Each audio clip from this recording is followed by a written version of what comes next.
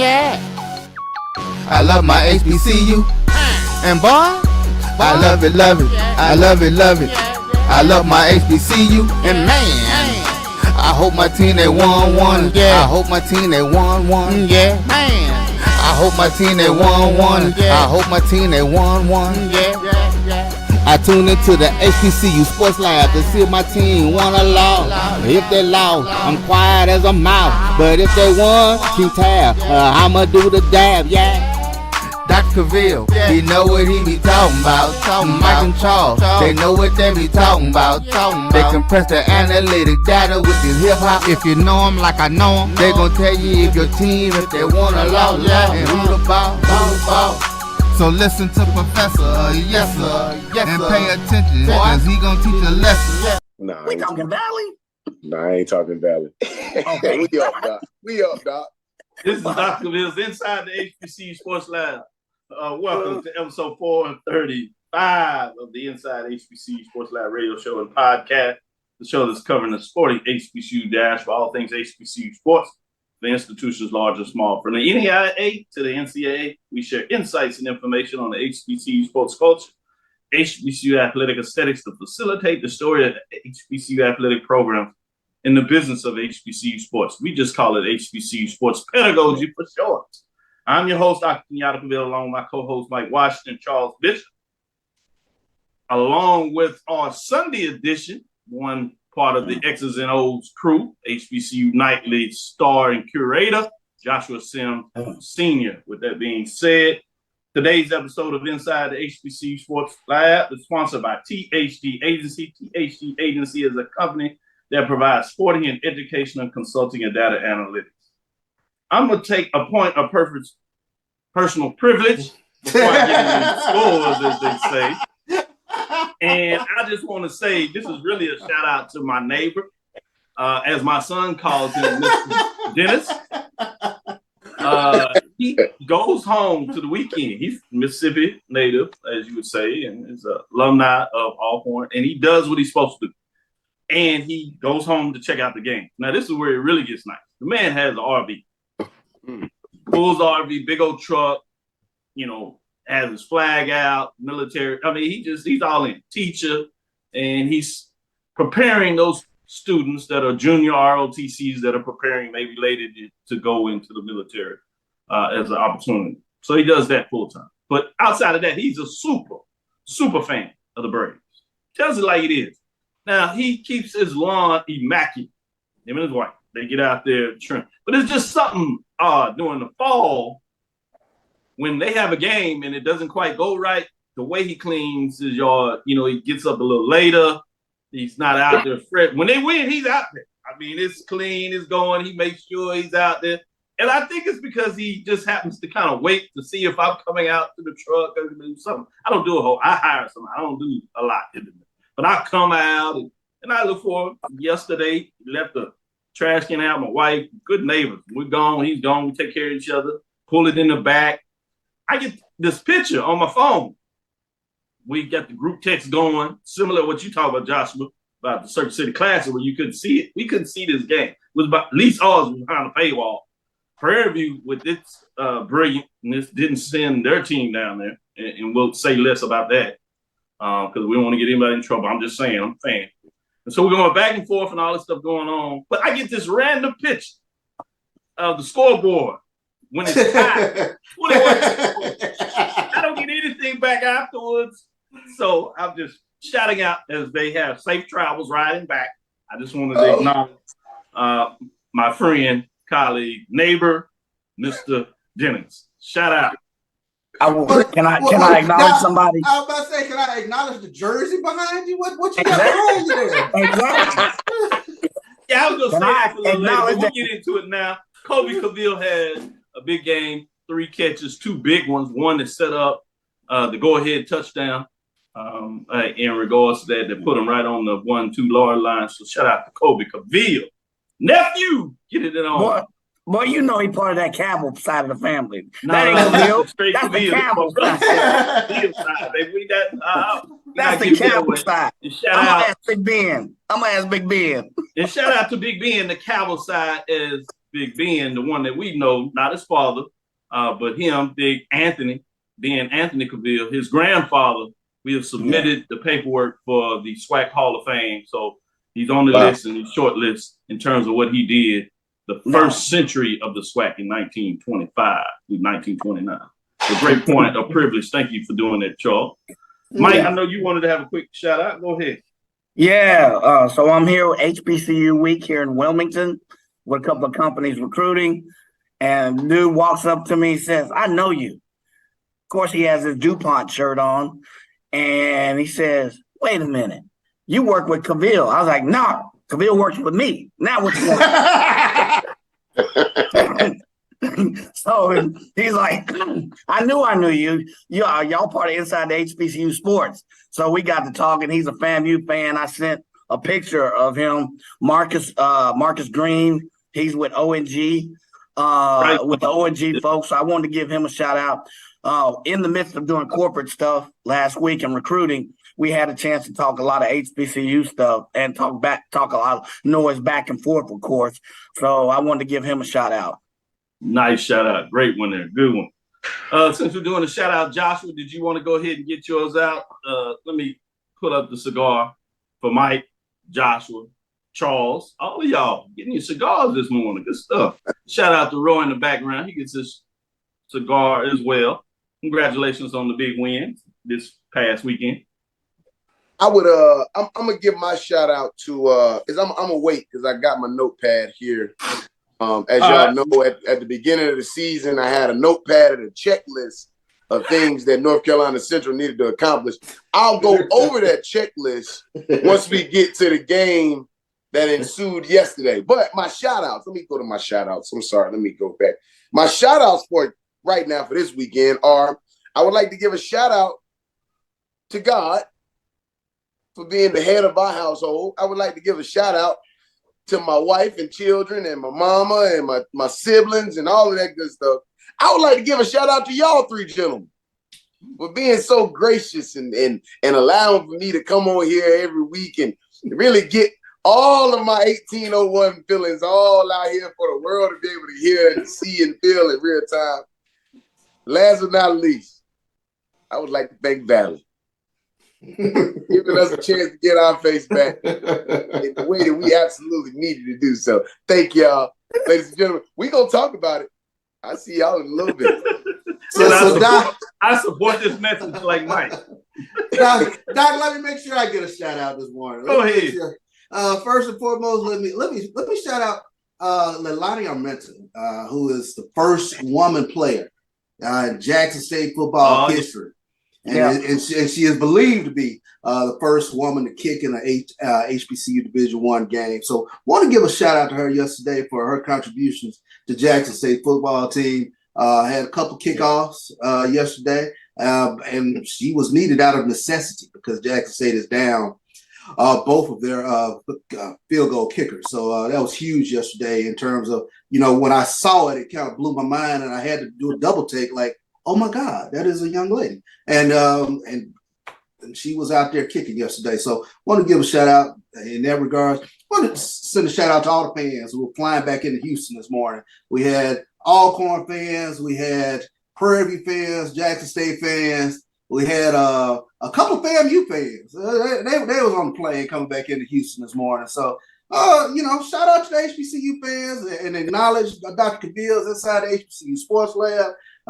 Like to see y'all out there on the road supporting your team. So that was pretty cool to see that. Absolutely. Man, great shout outs this morning. Perfectly placed, meant for all of them. I will say this in terms of Charles, kudos, because you're right, she was needed. So she came in through the clutch, did an excellent job. So shout out. This wasn't just about giving somebody the opportunity. This is where it's needed.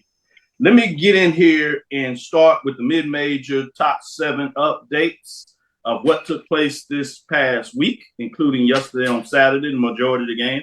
At number 7, you had Miles Golden Bears. They defeat Clark Atlanta Panthers 55-14, so they improved to 2-1 overall, 1-1 in the conference. You had the number 16 Bowie State Bulldogs defeat the St. Augustine Falcons, just getting by them 10-7, 2-1 overall as they improve as well, 1-0 in terms of what they're doing in conference play. At number 5, Allen Yellow Jackets defeat the Central State Marauders 34-28. Another close one. Allen came back. He continued to get it done. They improved to 3-0, 2-0 in the conference play. Tuskegee Golden Tigers at number 4. They have another close one. Double overtime win over the Lane Dragons, 28-22. As Lane Dragons came roaring back, they tied at 14 to take it to overtime, but the Golden Tigers get it done as they improve to 3-0 on the season, 2-0 what they're doing in the conference race. At number 3, Virginia State Trojans defeat their conference rival as they shut them out 33-0. Coach Dr. Henry Frazier III is rolling over there at Coach. At number 2, Virginia Union Panthers. They lost. They're the only top 7 team that lost this week in a rain game all through it. So you could tell they had to just try to run the ball. And Fayetteville State gets the big time kick. Wins 10-7 to get it done as Union falls for their Broncos. Yep. Benedict Tigers defeat Shawan Hawks 31-3. They just continue to demoralize teams. I don't know whatever term you want to use, but they just continue to get it done as they are rolling this season. With that being said, top 7 in terms of the major division. A couple of losses here in the top 7. So we'll see some teams jump in the top 7, and we'll see how far Virginia Union falls Tuesday when we announce everything. Number 7, Morgan State Bears. The Morgan State Bears fall in double overtime to Albany University. That's the one in New York. 23-17, a double overtime. I thought they were going to get the Tooth Fairy back. They had the fumble at the end that just came out of nowhere, picked it up, and moved to the goal line and could not get it in. So kudos to Albany, forcing them to kick the field goal, which tied it and essentially sent it to overtime. Had a couple of chances overtime, could not quite get it done. So they fall this weekend. You're talking about a team that is right there. You could easily see a flip of a schedule with 2 more victories versus the losses. So, but it is what it is. You are what your record says you are, as many would say. Alcorn State Braves lose to Prairie View on a walk-off kick, basically with 0 time on the clock. I think officially 1 second, 23-20. Shout out, as I said, Colby, the rest of the players that came in, go down, come back, take the lead, and get it done. As it looked like the Braves are going to do what they do to tie the game. The Panthers take the ball, come down the field, and get the victory. So Alcorn, the Braves fall to 1-3. 0-1 in terms of what they are in the conference race. At number 5, Jackson State Tigers defeat Bethune-Cookman Wildcats 22-16. Tough matchup, especially without the kickers, but you talking about fighting and get it done at home. Credit to the Tigers. Shout out to the Wildcats that made it extremely interesting. Jackson State improves to 3-2, 1-1 overall. At number 4, Hampton Pirates were open this past weekend. Tennessee State Tigers were open this past weekend, bringing us to number 2. North Carolina Central Eagles defeat the Mississippi Valley State Delta Devils 45-3. We had to follow it on the game plan because we could not see it. Shout out to Roy. Maybe we'll call and see if they want a little action for the BCSN with the crew here. We can get it done for sure if they want to see the game. Florida A&M Rattlers defeat Alabama State Hornets 23-10. They pulled away late, a little closer than that throughout the action. Credit to the Hornets defense. Quarterback comes in and gives a little spike to the team. But the FAMU Rattlers hold on as they get it done 3-1 and now improve to 2-0 in the conference race. Let's go to our first break. We'll come back on the other side and get into some of these matchups and see what these gentlemen say of what took place in HBCU sports football this past weekend. It's never too early to plant the seed, to share the tradition, and instill a sense of pride in your HBCU with your little ones. HBCU Pride and Joy Children's Boutique helps you share your school spirit with a wide selection of adorable kids' apparel and accessories officially licensed from your favorite HBCU.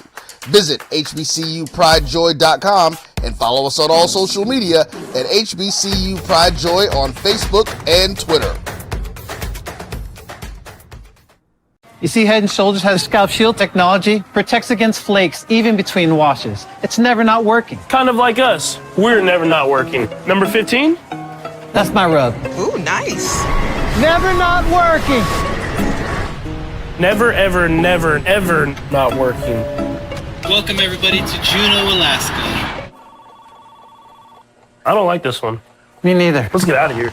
Dandruff protection that's never not working. Head & Shoulders Scalp Shield technology. T. Madden and Associates is a sophisticated and experienced law firm located in your neighborhood. We're turning injury to cash. T. Madden and Associates obtained almost $2 million for my injury. They turned my injury to cash. Now, we can't guarantee how much your injury is worth, but we've recovered millions for our clients. Call T. Madden and Associates at 833-PAID-123. That's 833-PAID-123. You're looking for the latest information on Southern University sports, the Southwestern Athletic Conference, and HBCU athletics. There's only one place to go. Tune in to the Carlos Brown Show, exclusively on the Black College Sports Network. Compress the analytic data with your hip-hop. If you know them like I know them, they gon' tell you if your team, if they want to loud, and who the ball. So listen to Professor, yes sir, and pay attention, cause he gon' teach a lesson. This is Dr. Mills inside the HBCU Sports Lab. Mike Watson, Charles Bishop, and Joshua Sims Sr. We get in here and talk about the first major match of CIAA in terms of what's going on there. In terms of Virginia Union and Fayetteville State, as Charles is trying to do a little bit of his homework, I see him in there giving some love to the game of the week out there. That was pretty nice, Charles. With that being said, Fayetteville State gets it done. They improved to 2-2 on the season, 2-0 in the conference races. They give number 2 upset, major upset, probably first major upset of the early football season, I would say, with number 2 Virginia Union Panthers going down. And this was at home, 3-0, 1-0 in the season in terms of them going to 1-1, 3-1 thus far. Matchup, crazy matchup. Their game was on television. Joshua Sims Sr., what did you think about this matchup? Yeah, man. First of all, man, shout out to the CIAA South, man. We were just saying it during the break, man. Did not have this plan for the CIAA South, man. And Fayetteville State flat out goes in and has a game yesterday. Rainy, windy, ugly. They go up to Richmond, Virginia, and they take advantage of the inclement weather, man. They take advantage of a nasty, ugly scenery. But this is football. It ain't always going to be sunny and bright and beautiful with clouds and 85-degree weather. Sometimes you're going to get games where it's rainy and it's windy and it's ugly. I mean, I was watching the game on television yesterday. You could barely see the cameras. You could tell that the cameras was getting flooded with rain and wind. And they flat out just run the ball. Both teams run the ball. You know Virginia Union is going to run the ball. Fayetteville State's going to run the ball for sure. The game opens up. Shout out to Christian Powell, man. Gets a chance to get inside of the end zone on a catch in an ugly, environment. But Fayetteville State, man, stands tall, man. That defense stood tall. They really, really did as much as they could to try to bottle up that Virginia Union running game, and it ended up beating them a W yesterday. They get it done, man. It's a big time testament to really what's happening in the South right now. CIAA South right now, between Johnson C. Smith, Winston-Salem State, and of course Fayetteville State, who are the reigning conference champs. Those 3 programs right now are really, really bringing up the rear, if I say, for the CIAA South. And nothing was more of a testament to that than Fayetteville State going to Virginia Union, going to Richmond yesterday, and taking care of business. I see. Shout out to the CIAA South as they are finding a way to get this done. Shout out to Johnson C. Smith. They will be a feature matchup this next week. With that being said, let's move on to the Allen, the darling of the SIAC, shall I say, taking on Central State that has just been right on the edge and playing everybody tough, but they can't break through other than that big win they had opening the season. With that being said, number 5 Allen Yellow Jackets take care of business as they win 34-28. They improve on the season to 3-0. 2-0 in terms of conference play, and Central State Marauders fall to 1-3 and 0-2. Even though they played pretty well, this game was in Wilberforce, Ohio, McPherson Stadium. Mike, what were your thoughts in terms of the breakdown of this matchup? Sorry about that. Allen, 503 yards of total offense. If you look, they dominated the clock. They scored in every quarter. They held basically Central State to about 3.4 yards per carry on the offensive side. But David Wright, quarterback, he had 370 yards, now almost 400 of offense. And then Bo Harrington had 110 on the grounds. And then you had DeAndre Ruffin as well get 109 yards as well in the air. So you had some key performers for Allen. You look for your performers for Central State to step up. Cass Dina, on the ground at maybe 56 yards. And Jeremiah Flores, he was the only receiver for Central State. But really, to me, this score is indicative of how Allen, they came to play some football. You look at turnover. Another huge win, Allen Yellow Jackets. I think they've arrived and they let everybody know that they're going to be around for the long haul. So it'll be fun to watch and see what Allen does the rest of the season. I'm curious. I think that's the end of the season. They finish it out with Benedict. Right. I was waiting to see what Benedict was on the schedule. I keep an eye on that one. Yeah, that'll be a good game. But Benedict been giving it to everybody this year. Their average margin of victory is 40 points? So It'll be interesting to see what that Allen offense can do with Benedict. Good stuff. Joshua, is Allen the Yellow Jackets for real? Well, we'll find out next Saturday. Are they for real? They got Fort Valley next Saturday at home. We'll find out next Saturday. Once Fort Valley stomp into there and see what happens, then we'll find out again in a couple weeks on October 21st when they got to play against Miles. Then we'll find out again when they finish the season up against Benedict. But if you ask me for right now, as of right now, what's today? The 24th, September 24th. Oh, they for real. Oh, they for real right now. But, for real. They for real right now. But we're going to find out next Saturday when they got to play against Fort Valley State. Shout out to Coach Gibbs, man. Eagle Pride. I love it. Joshua keeps setting me up.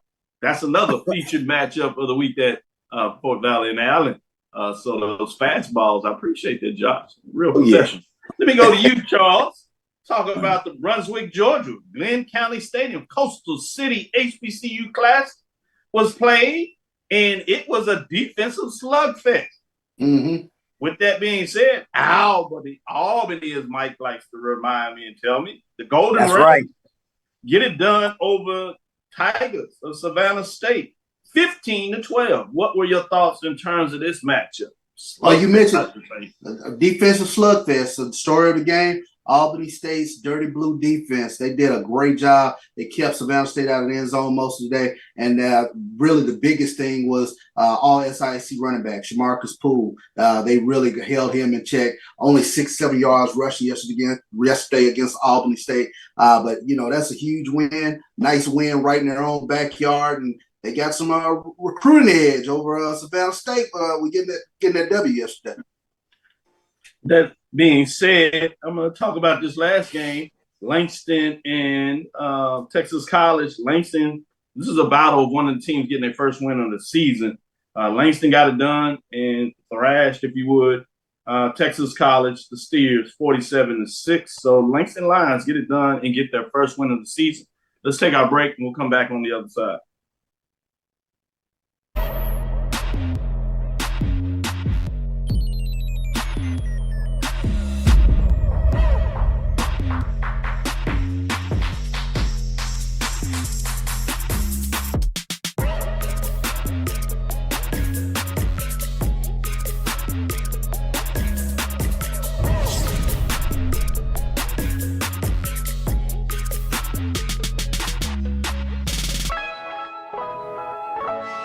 When it comes to professional learning, teachers deserve better. From the leader in online learning, Stride brings you the Stride Professional Development Center, an on-demand library of mobile-friendly courses that gives teachers choice and flexibility, allowing them to learn anytime and anywhere.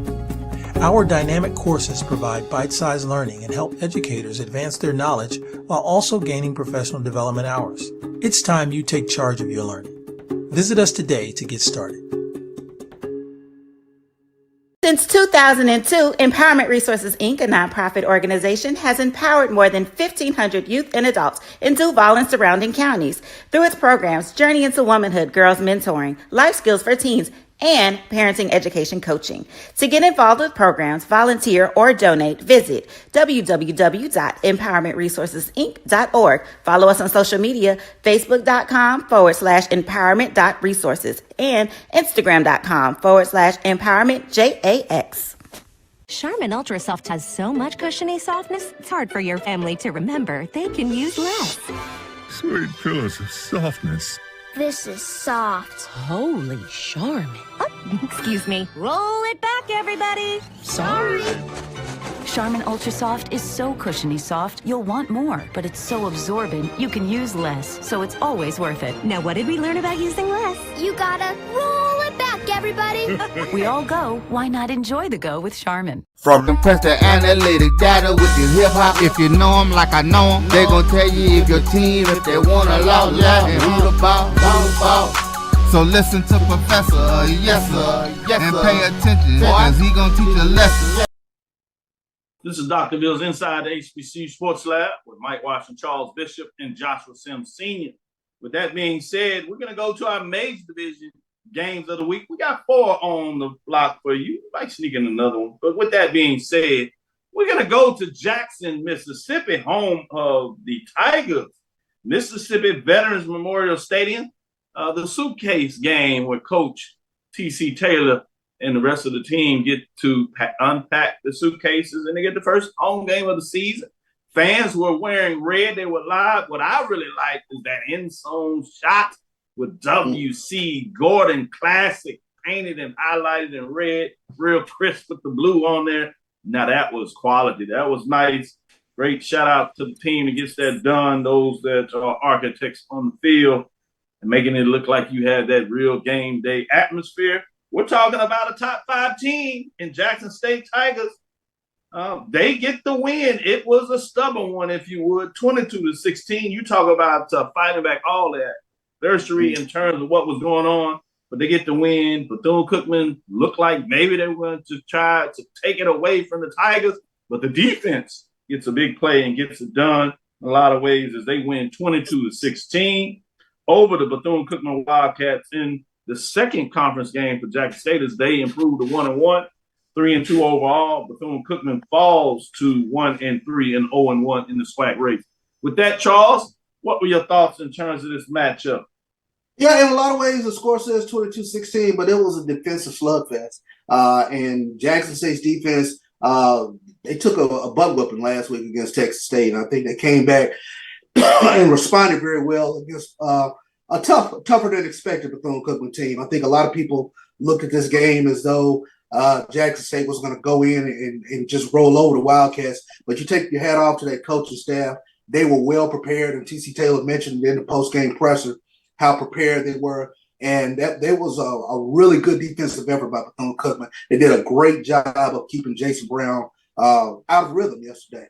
And that's something that is a bit of a concern because we've seen good Jason Brown, and we've seen okay to so-so to bad Jason Brown. So we got something of that yesterday with regards to Jackson State's quarterback play. What they want to get is good, consistent quarterback play. And TC mentioned it in the post-game press in terms of just getting a full game out of all 3 phases, which we looked and we've seen the offense hit on all cylinders in one game. Defense does well one game. Special teams does well one game, but they haven't quite put it all together. So, you take your hat off to Bethune-Cookman. They did a great job yesterday, but Jackson State was able to get a good, hard-fought win against a game Bethune-Cookman team. Irv Mulligan, again, they had to ride him pretty tough yesterday, 174 yards, what he was able to do on the ground. But I think the stat of the day in that game, Jackson State's defense, I believe the stat, Bethune-Cookman was 0 for 13 on third down. So that was the thing that really stood out for me yesterday. And like you said, it was a tremendous day. W.C. Gordon, he brought the red to Jackson State, and they showed honor towards him again with the red out. It was tremendous to see the stadium full of red yesterday. Yeah, good breakdown in terms of You got that there. And third down efficiency, they snuck one more in on your 0 for 14. I just 0 for 14. Yeah, to get that in there, because that was a great stat that you point out. They were just 2 or 3 on fourth downs when they needed to get it done. Really significant in terms of what the defense was able to score, and got a scoop and score to even get on the board themselves. With that being said, let me go to Joshua Sims Sr. and talk about this classic, if you would, in terms of Indianapolis, Indiana, Lucas Oil Stadium Circle City Classic. It is the third installment of the 3 that we'll get this year between the MEAC SWAC. Obviously, the opening one's the MEAC SWAC Challenge. SWAC was able to get that done, talking about those Jackson State Tigers over the South Carolina State Bulldogs. Well, North Carolina Central, the Eagles, get a little payback and get it the ship righted, as they would like to think on that side. Even the series at 1-1, which keeps the Celebration Bowl for define in multiple ways the matchup between MEAC and SWAC. In this matchup, Central really got it going away. They won 45-3. Number 2, North Carolina Central takes down Mississippi Valley State Delta Devils. North Carolina Central improves to 3-1 on the season. Delta Devils fall to 0-3, continue their struggles. But one thing that was fascinating in terms of this matchup, if you want to go there, was the fact that Walker Harris, that you alluded to a little bit on HBCU Nightly on Wednesday, got the call. And he represented well, the junior, 6 foot, 180 pounds from Rossville, North Carolina. Really took it to the Eagles in many ways and showed out. 17-28, 263 yards, 5 touchdowns, and no interceptions on the ledger. Credit to what he was able to do. Joshua Sims, Sr., if you would, go a little deeper inside the numbers and tell us what you thought about this matchup here. Well, Doc, man, I thought that this was an incredible show and an incredible opportunity for Walker Harris, Big Walk Dog, or Walker Texas Ranger, as we call him around our parts, man. This is a good opportunity for him to be able to show America and show all of HBCU football and all of FCS, all of Division I football, that there will not be a layoff or a lag next year when Davius Richard leaves the building. That has been the biggest question. And I've continuously told people multiple things, 2 things in particular. One, that our offensive line, though we lost Robert Mitchell and lost Corey Bullock to the transfer portal, that the offensive line as a unit was better this year than it was the previous year. We saw a very, very dominant offensive line so far this year, giving up a resounding 1 sack this entire season so far. One sack this entire season thus far. And you look at this offensive line, and yesterday we had a chance to get some young guys in there, to get some reps, to get some, to build that depth as we go into, really a tough part of our schedule. That offensive line is playing lights out, man. And you have Walker come in yesterday to give Davius a chance to kind of sit back and relax, to get ready for Campbell coming into the nest next week. Walker goes for 5 passing touchdowns. I think he either ties or was right behind the school record for the most passing touchdowns in a game, which is incredible to see. So, but also on that defense.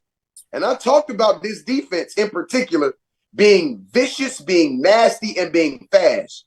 Shout out to our young guy, DeJour, defensive end DeJour, who lost his mother at some time this year.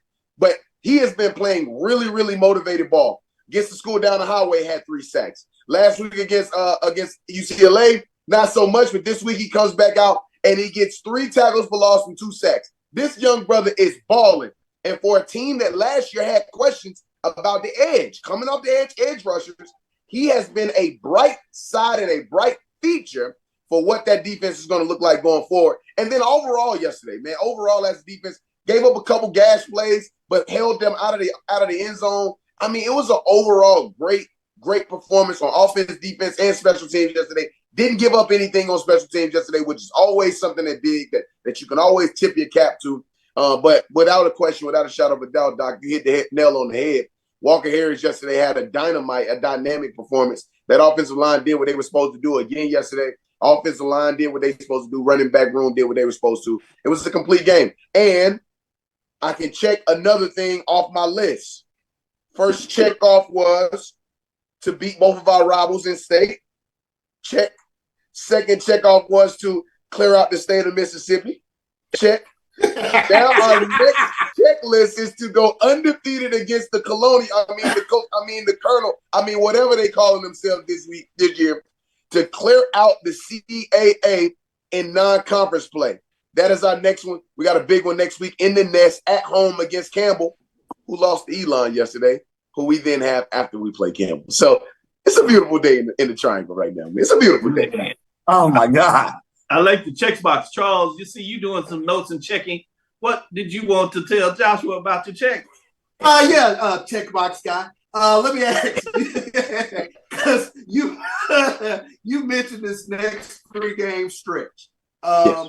Who, if anybody, in this next 3 games, would you look at and like, oh, okay, we better make sure we tighten X, Y, or Z up?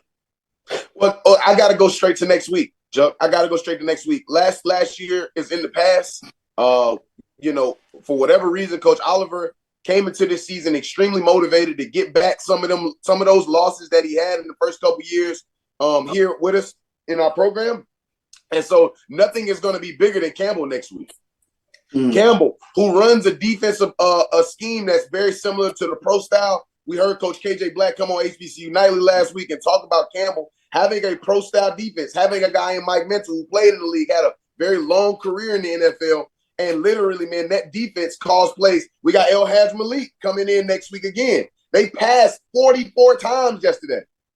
44 times yesterday against Elon. Just came up a little bit short against Elon. And so if our defense is going to do anything, it's got to be ready for that up-tempo. We can't use another excuse this year that the up-tempo, that tempo caught us slipping. We're going to be at home. We're going to have the opportunity to control the sticks. The game clock already moves faster. They're looking to try to get as many plays in as possible. We cannot allow El Hadj Malik to come in and throw the ball 40-some-odd times, and we don't get to him. And so if I had a game in this next 3-game stretch that we've got to make sure that we're on top of our A game, it's next week against Campbell. In the nest, at home, we have not lost in the nest in a long, long time. Mm-hmm. And in order for us to be able to continue to protect the nest, we're going to have to bottle up El Hadj Malik next week. We're going to have to make them run the ball instead of throwing the ball all over the field. And then our offense is going to have to be efficient, be consistent, and stay ahead of the chains. Do not allow for that game to get behind us. And I think that if we do that, we should not only beat Campbell, but we should be able to take care of business in a dominant fashion. Good stuff. Let me go to you, Mike. I know you've been sitting patiently wanting to get into the X's and O's, as Joshua Sims and BJ Jones would say, of this next matchup we had this past weekend, Lorman, Mississippi, Jack Spence Stadium. You have top 7 program, number 6 Alcorn State Braves, who fall to 1-3 based on the ranking, was an upset as Prairie View A&M goes on the road, gets it done. They improved to 2-2 overall. More importantly, they're at 2-0 in the conference race as they take down their second Western Division foe on this early season. They do it in fine fashion. Basically a walk-off field goal at 23-20 in terms of that matchup. With that being said, Charles, Mike, if you would, what were your thoughts in terms of what took place in this matchup? First, data point. PV has not beaten the Braves since 2016. Second, data point. Panthers have not won in Lorman since 2015. Data point. Third, preseason. Who was number 4 or 5 in the West? Think about it. Prairie View A&M. We've knocked out 2 of the folks that were above us. Next stop, Grambling. We wondered going into this season, Prairie View has a great offense. They got Ahmad Andre. They got Brian Jenkins, a transfer from Alabama A&M. How would they fare on the road against a team that could run? I'll tell you, data point. Who's number 5 or 6 in the SWAC and rushing? Jarvion Howard. Who's number 3 or 4 in the SWAC and rushing? Ahmad Antoine. Who got the better of the 2? Yes, Ahmad Antoine. So 80 yards, but 80 key yards.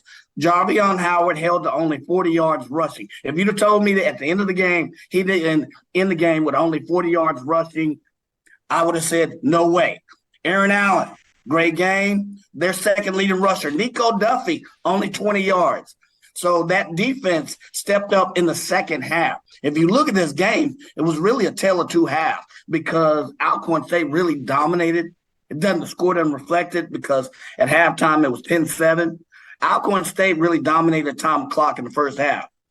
Come in, their defense said, "Oh, we got to come play ball." They got the game's only turnover. After that, Alcorn State went 3 and out. I think 3 or 4 possessions, and Prairie View said, "We come here to play," and they scored. I think they went up like 21-13, something like that, 20-13, and then Alcorn State drives the ball down. Aaron Allen did. They had one of those drives, but it came down to that last kick. That second walk-off, Dr. Cavil, that you talk about for living La Vida Gomez, leaving La Vida Gomez, 2 walk-offs. I don't care how we get it done, but when you find a way to get it done against a team like Alcorn State that rushes the ball in Lorman, Mississippi, the year our Lord, 2024, you've done something. You're sending a statement. So the other thing I want to give kudos to, I think the Panthers needed that extra receiver. You know, if you look at receiving, they had Jenkins, great. They had Trajan Spiller, 50 yards, 4 catches. But there was a young man named Hoovey Field. I joke with Dr. Cavil, but he had 4 key catches if you watch that game. Catches, one set up actually the final score. So kudos to that 4th receiver for finally stepping up. Man, there he go. He gonna say cow. Hey, I caught that. It was perfect, man. He did everything perfect. Then he purposely gonna say Cavil. Ben would be proud. I'm gonna tell the rest of the folks. Chell's looking at his head, talking about, man, what just went on here? Shout out to the Kobe twins. As Corey was texting me, make sure and send me a video of that last catch. Proud of Kobe, number 4. You see, Deuce has his jersey. We're very proud. The other thing that, Mike, that you talk about, the walk-offs, the fact that those 2 wins, they were on the road. Those were tough victories. That was against the Texas Southern, where they had Body playing in that matchup.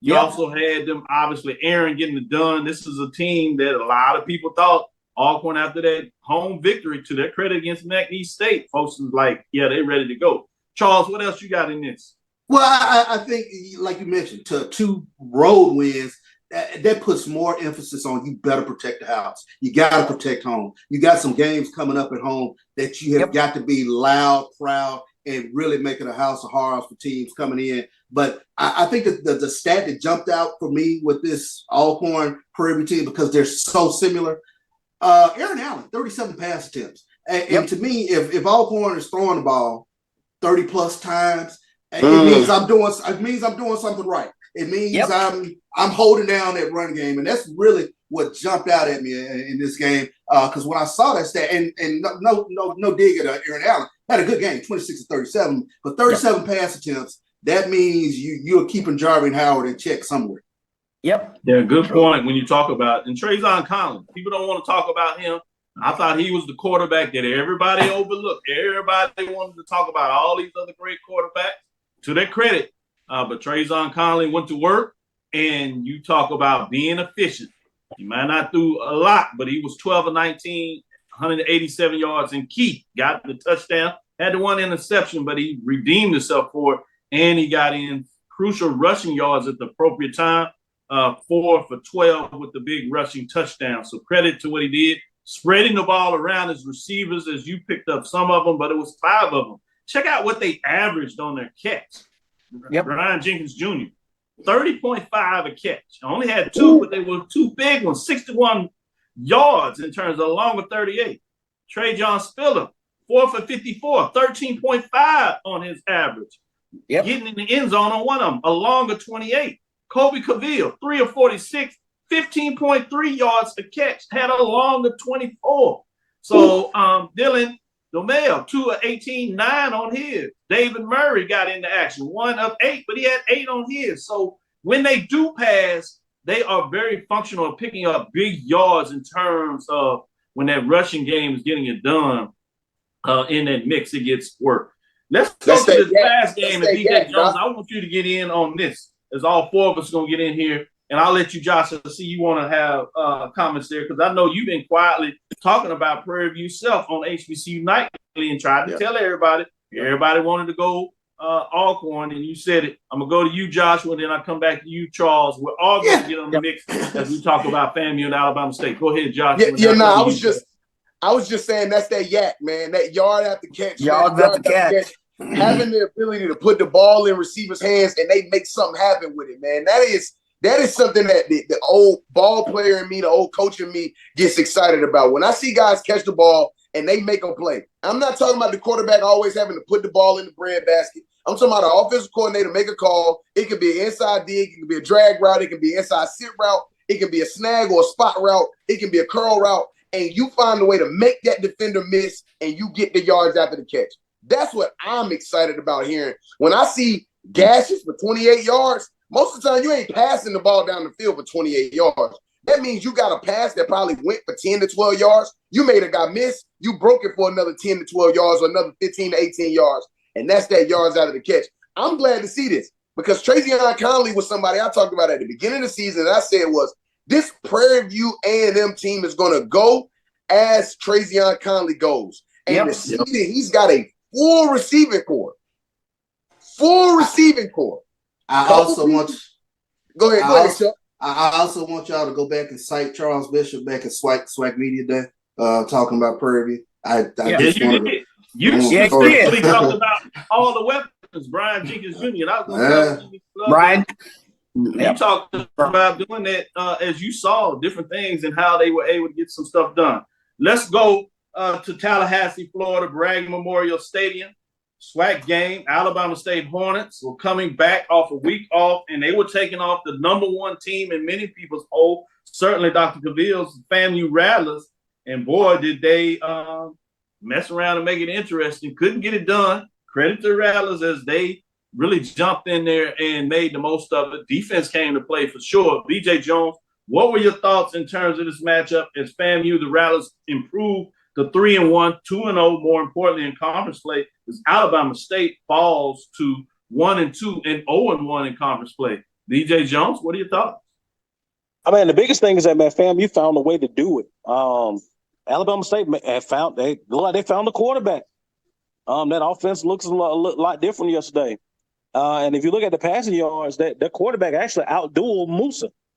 If you look at the yardage and everything, but look, FAMU finds a way to get it done. I think with 17 straight at home that they've won. We talked about this a year ago. This Alabama State FAMU rivalry, when FAMU came into the conference, we knew about Southern and FAMU. But this Alabama State FAMU rivalry is quickly becoming one of the best rivalries in all of HBCU football. But just looking at FAMU, the way that they got it done, Alabama State could not run the ball. I think they didn't even average a yard a carry on yesterday. Man, FAMU, man, they find ways to get it done. And you can tell maybe they kind of overlooked Alabama State a little bit, looking at they lost the miles and kind of slept walk in it, but they found a way to win. Win pretty, but you'll take ugly wins better than a pretty loss right now.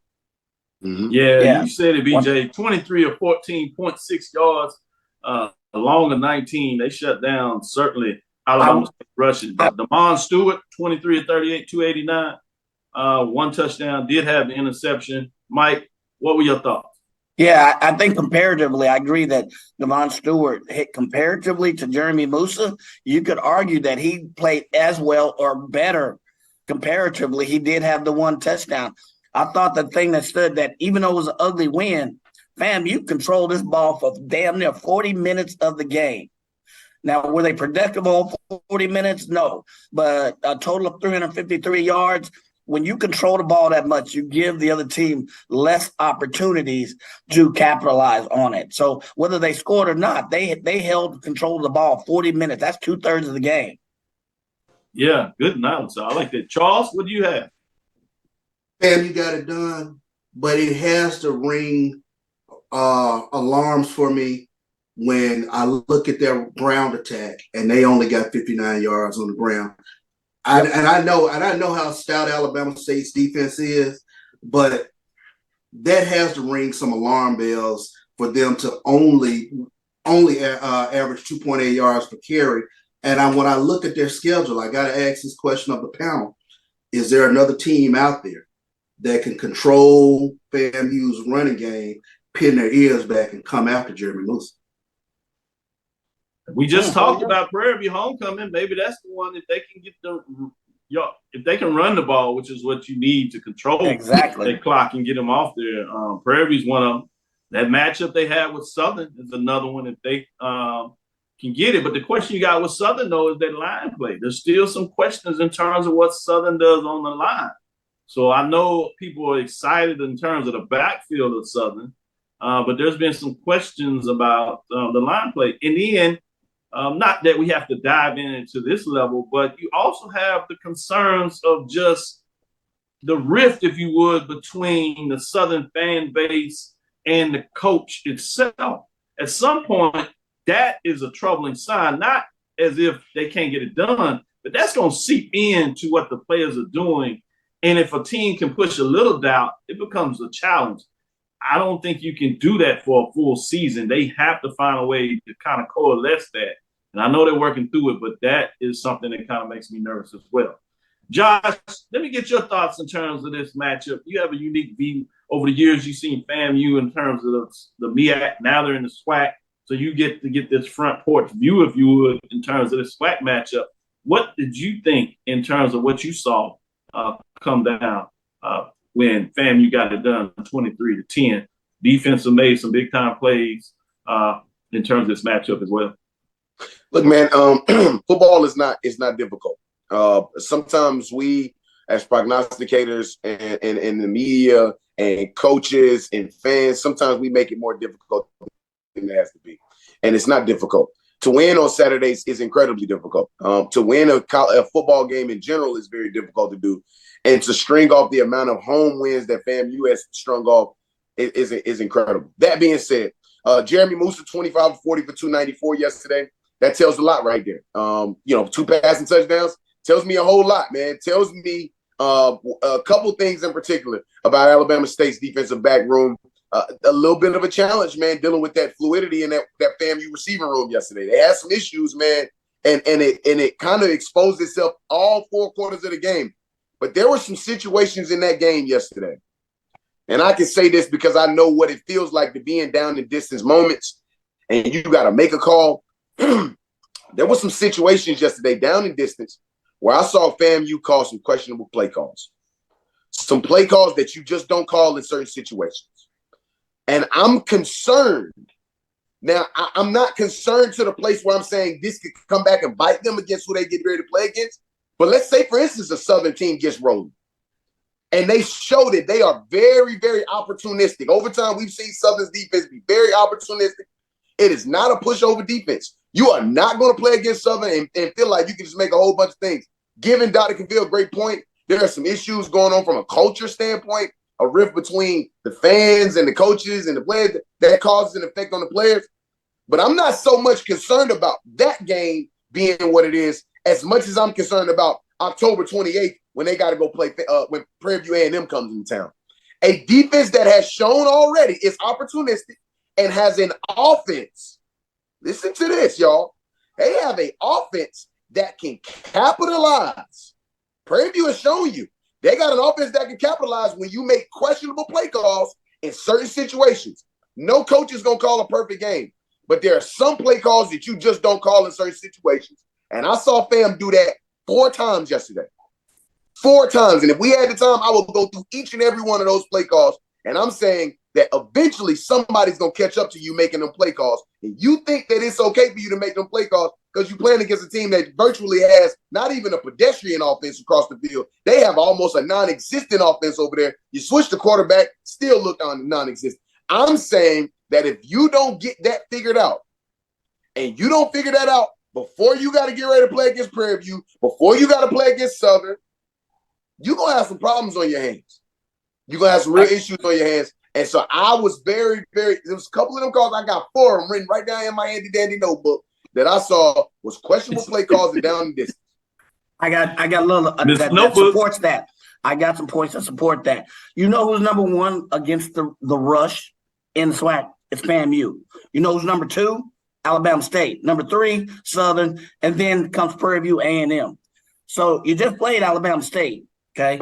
All right. Now the problem is FAMU is good against the run. But when you talk about passing, they drop down somewhere to the middle, almost third quartile of the SWAC in allowed passing yards. They're allowing 240 yards. So that tells me right now that if you can pass or have a balanced offense against them, you have a very good chance to beat FAMU. That's right. That's one-sided. Whereas you look at Prairie View, on both sides of the ball, solid defense. You look at even Southern, solid on both sides of the ball against the run and against the pass, statistically. So, yes, you have two games statistically, Southern and Prairie View A&M, data points that could be very tough if you don't play your game. Let's take our last break. We'll come back on the other side and we'll talk about each of you get to pick your key matchup in terms of next week. And you can also add in terms of some games as you were kind of discussing there with other teams as you start to get into conference play a couple of weeks from now for the MEAC as you continue to the harder folks conference play in the SWAC over the rest of the season. Stick with us. We'll be back after this last break. Novice to aficionado, find yourself here. High quality cigars plus personal customer service. Slow Burn is Waco's only mobile cigar lounge, featuring a meticulous, curated collection of premium cigars. Visit our website, www.slowburnwaco.com. That's www.slowburnwaco.com. At CDW, we get speed as the new currency of success. Our team spends way too much time tending to outdated applications and software when they should be focused on driving application agility and innovation. CDW Amplify Development Services modernizes software and application development to help accelerate innovation and digital transformation. So you mean building new applications, UI, and mobile interfaces? Well, you said you needed to innovate more quickly. Oh, so he's a listener. To do more at scale, trust CDW Amplify Development Services. Nope. Nope. Come on, him? Ooh, I like him.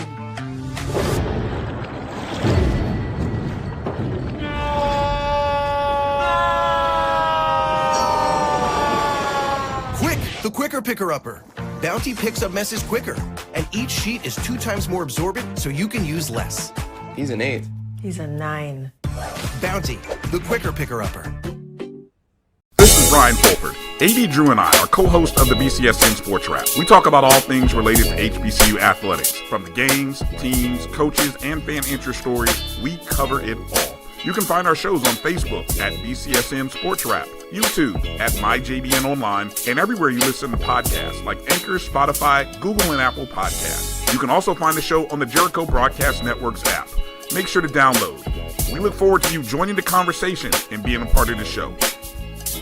Compress the analytic data with your hip hop. If you know them like I know them, they gon' tell you if your team, if they want to loud, and who the ball.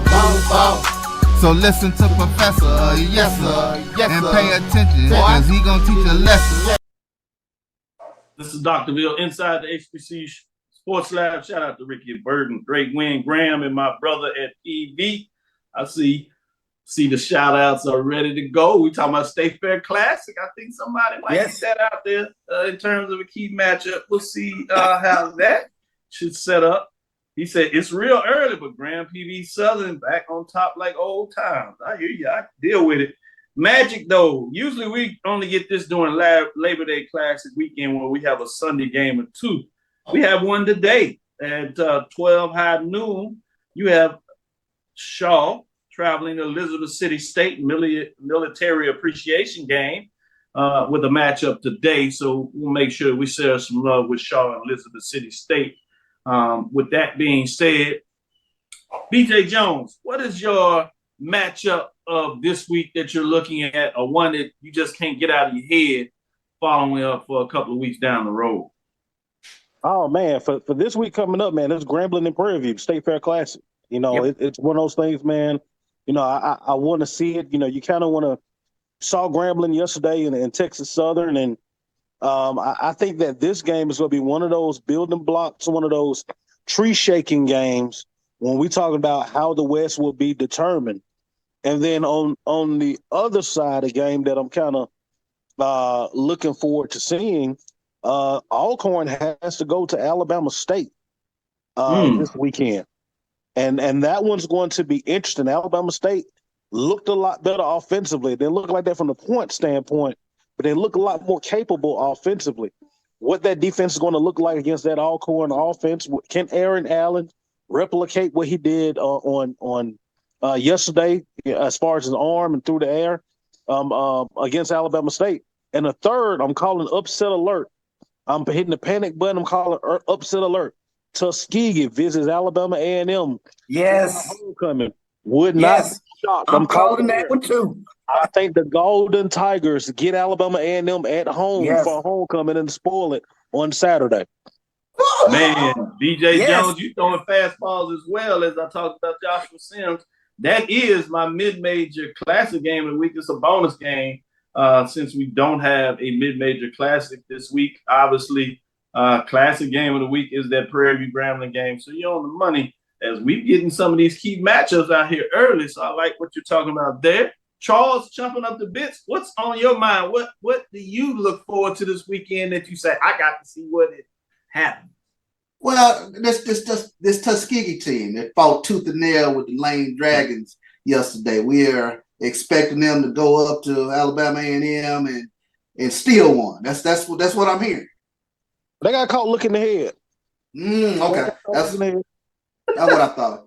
I'll be in one of those dog houses. Shout out to Alabama A&M Bulldogs. I'm taking the white home there, so I'll get to see it live. So I'll let you know one way or the other what takes place, Charles.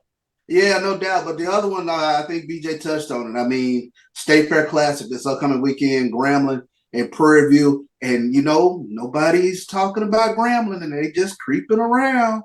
They creeping around, and here comes Chance Williams, Floyd Chalk, Lyndon Rash.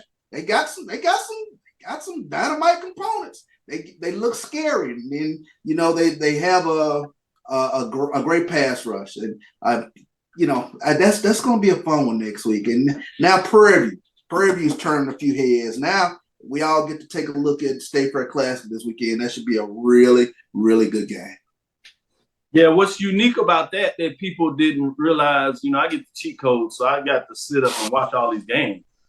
The preseason defensive player of the year for the SWAC, Kenyatta Anderson, was ejected in that game for a hit on the quarterback late in that matchup. So he's out for 3 quarters in terms of the State Fair Classic. So that's a challenge for that, particularly this team's been able to run on them. And while they pulled away with Texas Southern backup, there were many plays that Texas Southern left on the field that could have changed the direction of that game. So it's interesting when these matchups, when you look at them, and how it's not a huge difference between a lot of these teams. I don't think people consider that. I think people are in love with brands. And that's why I love the way you all talk about football, because you get into the numbers. You talk about what a team is doing well, what they're not doing well, what they can improve on, where they're hitting on cylinders. You go into matchups in terms of who has the ability to navigate that space because of rivalry games, who may be looking past the team. So there are many different variables that we all must consider. So it's intriguing. You all have me watching games totally different than I have in the past. So I appreciate that. Let me go to you, Mike. What's on your mind? Oh, a lot of what's been said already. This State Fair Classic will be in place. Oh my God, which has been in place for a number of years. This year takes on even a whole nother level of what is going to happen down the road in the SWAC West. So you mentioned Anderson, the linebacker. I plan to mention that as well. That's a key loss for Grambling. Grambling has finally figured out, after a slow start this year, we're in the football business. So they keep creeping around. They remembered that they play football. So this game will be tough.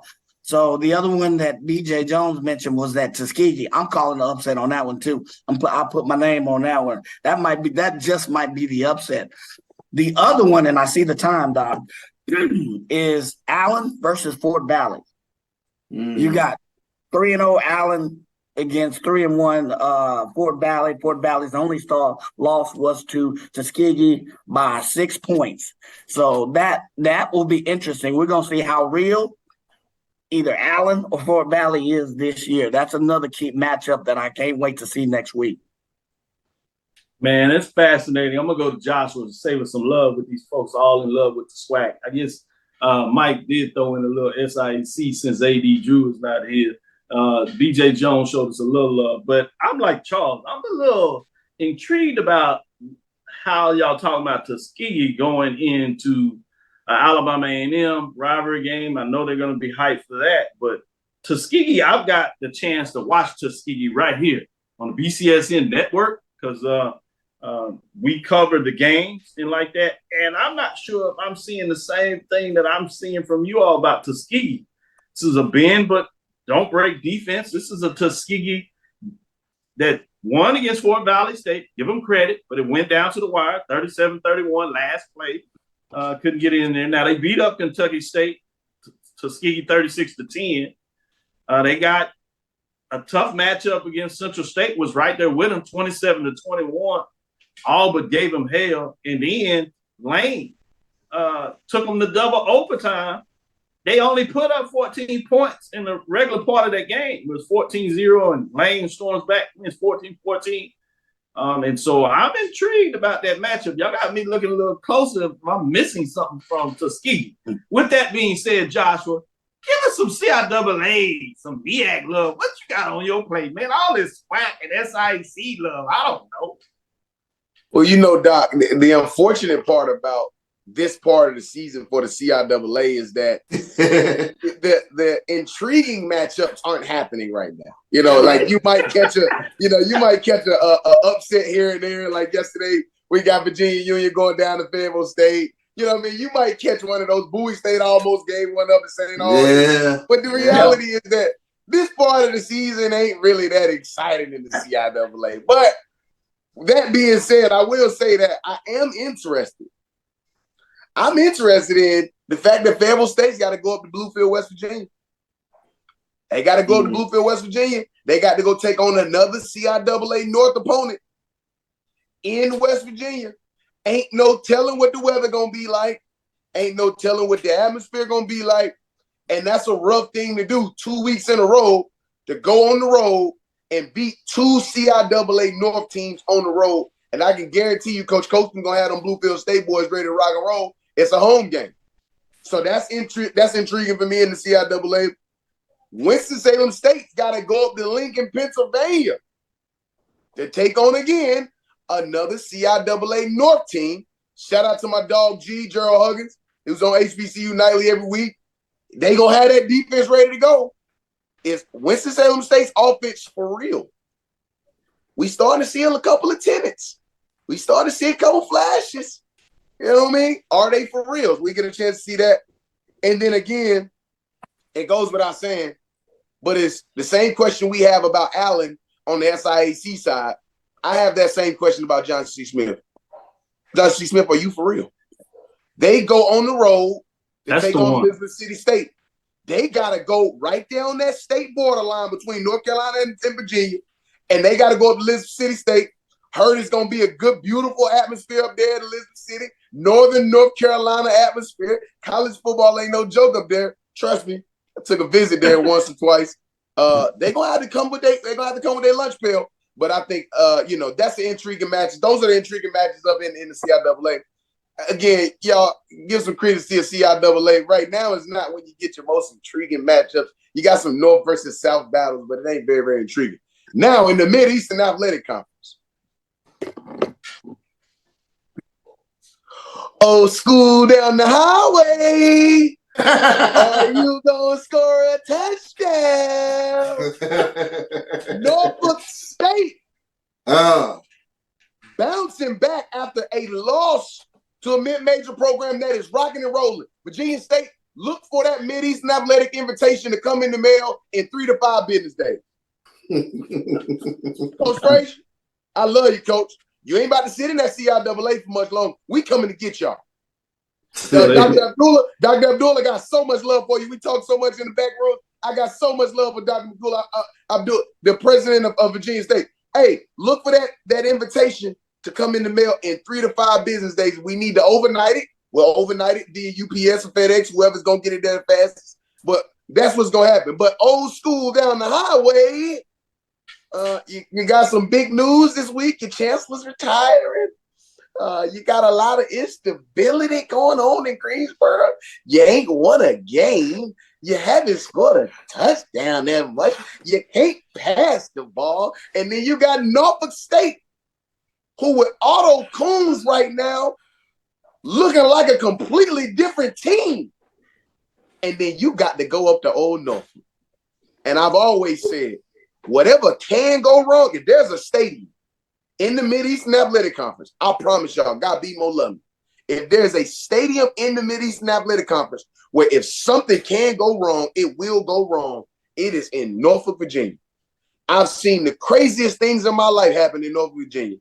I was scared out of my mind last year when we had to go and clinch the MEAC and the Burton Celebration Bowl in Norfolk last year because I've seen crazier things happen. That's the game I'm looking at. All the other games inside the conference, Howard's got to go take care of business against Robert Morris. It's Robert Morris. Howard, you got to go take care of business.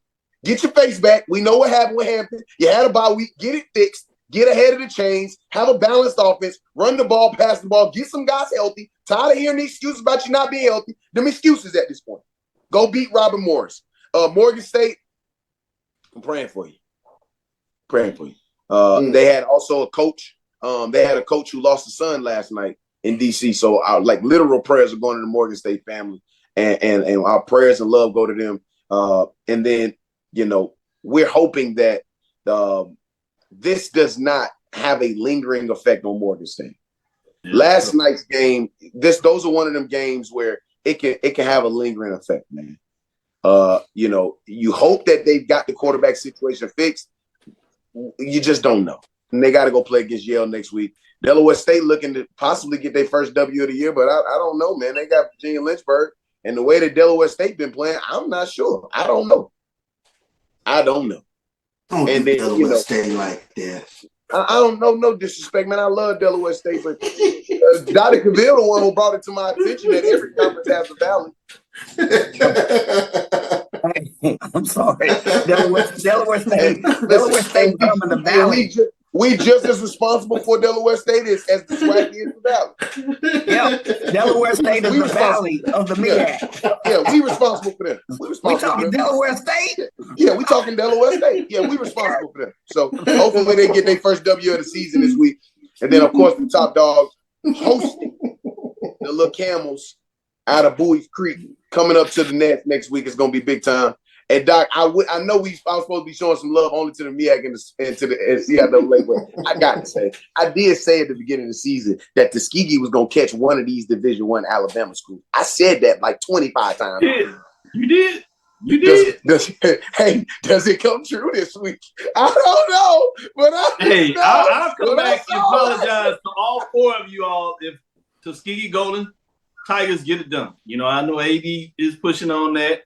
My man that does the HBCU mid-major with Stephen Gaither, they get on here, and I think, he does some calls for the Tuskegee, and they got a great show to give you some insights on the Division II program. So I'll apologize to him, but I don't see what y'all see after watching Tuskegee. Y'all ain't about to do Quincy Casey like that. Y'all ain't about to do Quincy Casey. I don't know do Quincy Casey like that. You're right. He balled out against Pine Bluff last week. He called out against Pine Bluff. Yeah, he did. He get it done. He got it done against Pine Bluff because I thought if anybody was going to get him on the short week after that tough loss with Pine Bluff, and they found a way to get it done. Let me give a shout out to Dr. Paul Bryant. He's going to take care of me up there at Alabama A&M. He's rolling. I like the matchup what you're talking about, Norfolk State Spartans. They got it done against Townsend Tigers, 21-14. Maybe people may have overlooked in terms of their win. But Norfolk rushed for 350 yards. Yes, Lord. I don't know if y'all caught that. On 54 attempts, 350 yards as they got it in there. The other one that I want to show some love to is Tennessee State as they're back in action. They travel to UT Martin, second Big South OVC game, Martin, Tennessee, Hardin, M. Graham Stadium.